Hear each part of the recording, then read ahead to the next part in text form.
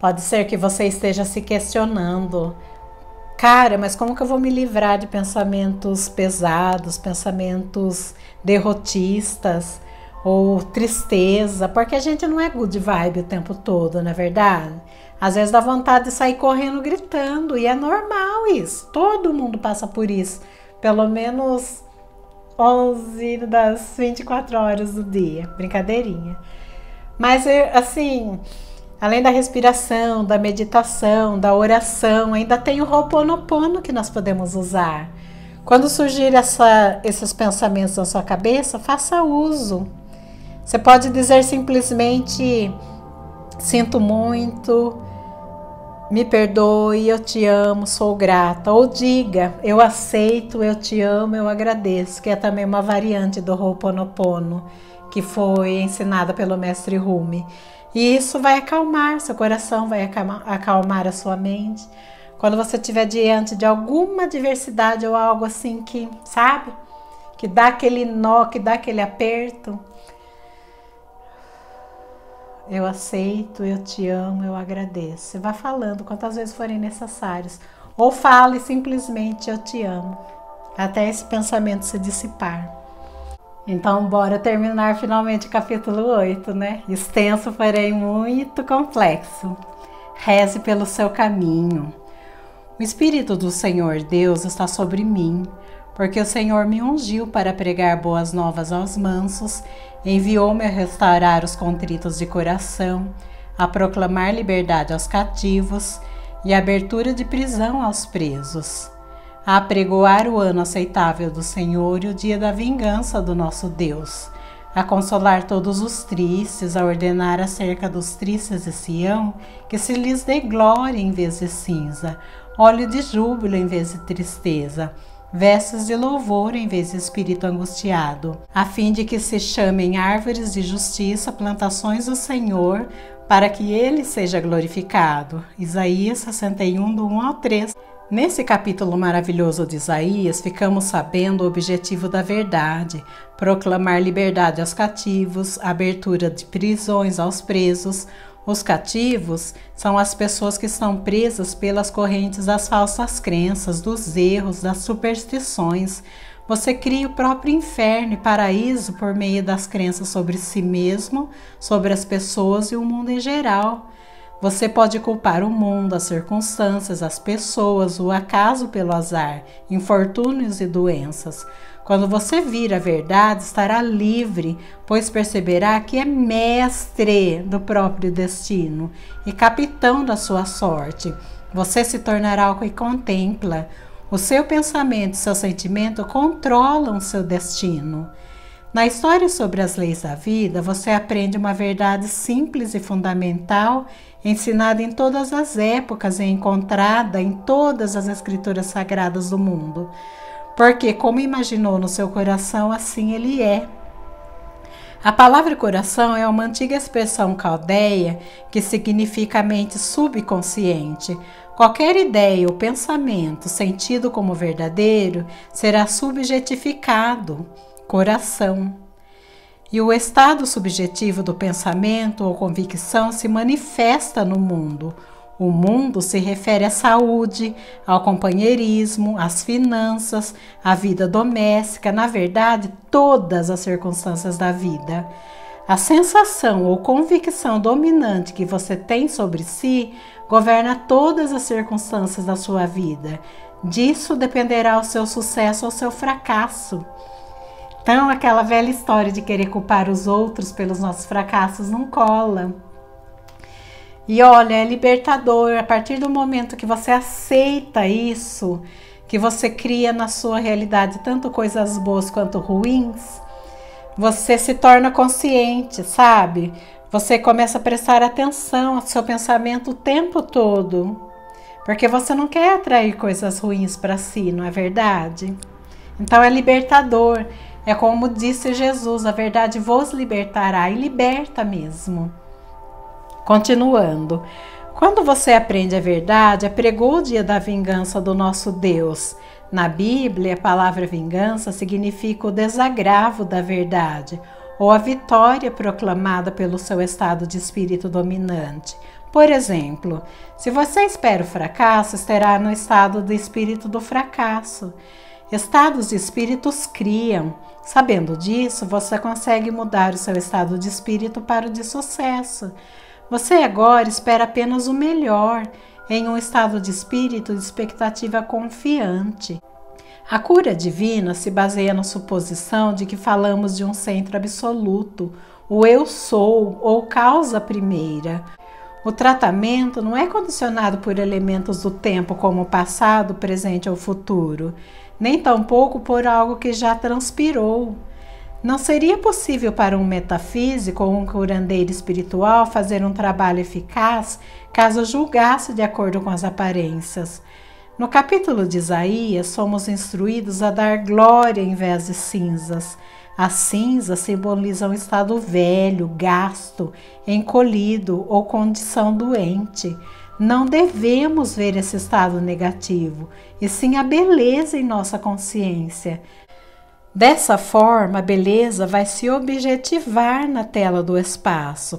Por exemplo, se uma pessoa mostra um braço ulcerado a um médico e começa a descrever todos os detalhes a respeito, como os inúmeros medicamentos utilizados, o fato de diversos dermatologistas não terem obtido a cura, o ouvinte deverá se condicionar que está escutando o oposto. Ao mesmo tempo, deverá ver um braço que está completo, íntegro e perfeito. Ele está dando glória em vez de cinzas. No silêncio, o médico imagina um braço perfeito, íntegro, uma pele linda, sente a realidade do que vê dentro de si. Quando ele faz isso com convicção, o que sente como verdadeiro em seu íntimo será visto no exterior, pois do mesmo modo que é internamente, será externamente. Consolar todos os tristes. Consolar na Bíblia significa praticar a presença de Deus. Se você vir alguém que parece triste, em vez de concordar com ele ou sentir pena, deverá levantar a consciência dessa pessoa. Você vê o Deus naquela pessoa, isto é, vê essa pessoa radiante, feliz e jubilosa. Você visualiza essa pessoa de maneira positiva e entra nesse estado ou sentimento. Quando você concorda, entra na areia movediça junto com o outro. Já quando você ergue o outro, está pisando em solo firme. Uma maneira simples de ajudar o outro é decretar de modo emocional dentro de você que a vida, o amor e a verdade dele agora estão preenchendo o corpo e a mente da pessoa, e tudo ficará bem. O óleo de gozo para os tristes deve ser interpretado da seguinte forma: devemos ensinar a todas as pessoas que elas nunca devem sentir luto ou sofrer por entes queridos, a irradiar as qualidades de amor, paz e alegria para quem fez a passagem rumo à próxima dimensão. Estamos rezando pelo ente querido do jeito certo. Estamos levantando o outro em nossa consciência. Isso é o verdadeiro dar o óleo de gozo em vez de tristeza. Exultamos o novo nascimento deles, sabendo que a presença de Deus está onde eles estão, e onde Deus está não pode haver mal. Se algo for verdadeiro, há uma forma na qual é verdadeiro. Reconheça o fato de que não há morte. Deus não é o Deus dos mortos, mas dos vivos. Por que procurar os mortos entre os mortos? Quando rezamos pelos assim chamados mortos, percebemos que eles fizeram a passagem e estão habitando um estado de beleza e amor. Então nós os elevamos, pois eles sentem as nossas preces e, portanto, são abençoados. Nós os deixamos felizes pela prece científica. Através do estado de espírito interno, nós os enxergamos habitando um estado de beleza indescritível, em vez de imaginar que eles estão mortos para sempre dentro de túmulos. Jamais devemos nos concentrar no estado de espírito, sentimento de escassez, limitação ou arrependimento. O escritor desta obra esteve fora do corpo várias vezes. Ele sabe que não somos o nosso corpo e podemos existir além dele. Quando estamos fora do corpo, temos uma visão afastada ou externa do corpo, que nos permite ver o nosso corpo e todo o ambiente ao redor. Sempre que a atenção estiver direcionada para a nova dimensão, estaremos nessa nova dimensão. Por exemplo, podemos estar em Nova York, mas quando pensamos em Londres ou na África do Sul, vemos tudo o que queremos ver nesses lugares. A visão, quando se está fora do corpo, abrange não só o espaço tridimensional do dia a dia, como também o que está em planos de quarta dimensão ou dimensões mais elevadas. Quando você está fora do corpo, pode ver outras pessoas falando com o seu corpo na cama. Elas podem tentar tirá-lo do seu estado de transe. Quando se está fora do corpo, você tem outro corpo, mas ouve e vê tudo. Você tenta se comunicar com quem está no recinto, mas eles não escutam. O único meio de comunicação nessa quarta dimensão é o pensamento.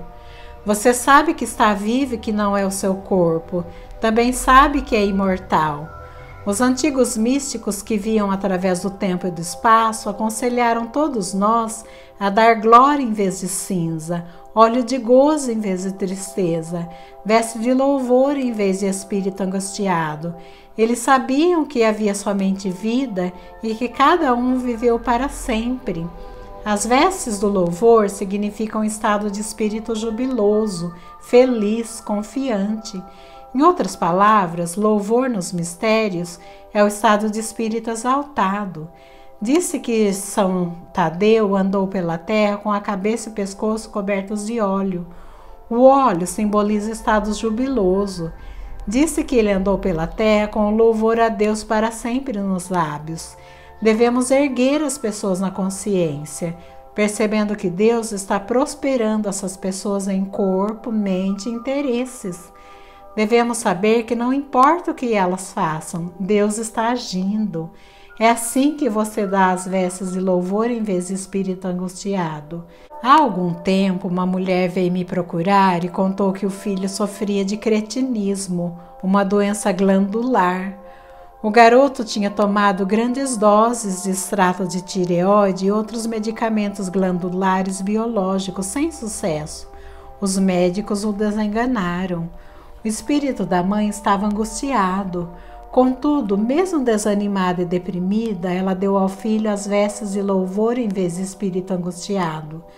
2 vezes ao dia, a mulher meditava da seguinte forma: sentada imóvel, fechava os olhos, imaginava o filho como deveria ser, isto é, perfeito, radiante, inteligente e feliz. Nesse estado meditativo, ela imaginava ouvir o filho falando que tirou excelentes notas na escola, que estava ficando mais alto. Ela também sentia dentro de si a sabedoria e inteligência de Deus que estavam se acumulando dentro do menino, ungindo o intelecto dele, que Deus falava através dele. Ela sentia a emoção desse sentimento. 5 meses depois, o garoto se recuperou totalmente e confirmou tudo o que ela sentiu como verdadeiro. Ela continuou fiel até o fim. Aquele que perseverar até o fim, esse será salvo. Mateus 24:13. Devemos ver todas as pessoas como árvores de justiça, que significa que devemos ver todos crescendo com justiça e como devem ser. A essência desse ensinamento da verdade é que devemos encher o coração de amor e de compaixão pela humanidade. É por isso que a Bíblia diz que devemos dar glória em vez de cinza. Jesus nunca foi a um funeral, pois acabava com todo funeral que via. Jesus disse: a menina não está morta. Levanta-te, menina. Lázaro, vem para fora. Ele não via o estado morto, só conseguia ver a vida ali. Ele dava glória em vez de cinza. Devemos lembrar que nossos entes queridos e todos os nossos conhecidos na Terra continuam vivendo na próxima dimensão. Por exemplo, um bebê que talvez tenha morrido no útero materno ou vivido por um dia é uma nota ornamental na sinfonia celestial das esferas. Através do amor, o bebê está unido com a mãe, irmãos e irmãs. Todos nós somos um. Os muitos seres humanos aparentemente separados são as notas e os acordes da eterna sinfonia da criação. Cada um de nós deve perceber que nossos entes queridos que fizeram a passagem ainda vivem e viverão para sempre. Eles estão habitando a 4ª dimensão. Através do amor, você se unirá a eles. Você agora entrega a eles a glória em vez de cinza e o óleo de gozo em vez de tristeza, sabendo que estão imersos em sua onipresença sagrada e que Jesus, Moisés, Paulo, Elias e outros grandes mestres os guiam pela sinfonia de toda a criação. O Espírito jamais deve morrer. O Espírito nunca cessará. Nunca o Espírito não foi. Sem nascer e morrer e mudar, permaneceríamos Espírito para sempre. O banho da morte em nada o alterou, embora sua casca pareça morta. E assim nós terminamos lindamente o capítulo 8. Então, duas coisas assim que me chamaram muita atenção nesse finalzinho. Uma, que embora seja muito doloroso perder um ente querido, um amigo, qualquer pessoa que a gente ame muito, nós devemos lembrar que apenas o corpo físico se foi. Que como centelha divina, Deus não morre, tampouco nós morremos. E foi necessário que nós passássemos pelo processo da existência, senão continuaríamos espíritos sempre. Então, conforme ele disse, parece só a casca morta, mas nós estamos vivos, continuaremos sempre vivos na memória e no coração de quem nos ama. Assim como também aqueles que nós amamos já se foram, estão bem vivos dentro de nós, não é mesmo? Outra coisa é não sentir pena, não sentir dó das pessoas. Embora você, lógico, seja empata, eu sou uma pessoa que sinto muita empatia, mas eu estou aprendendo a não sentir a mesma dor da pessoa. Por quê? Porque isso não vai ajudá-la em nada, muito pelo contrário, o foco que essa dor está tendo só vai fazer com que ela aumente, não é essa a intenção. Conforme ele disse, nós devemos enxergar o Deus que tem nessa pessoa, porque ela é uma centelha divina como nós. Por isso que eu gosto muito da saudação Namastê, porque Namastê significa isso. O Deus que vive em mim saúda ao Deus que vive em você. Então eu gostaria de terminar esse capítulo lindamente com um Namastê.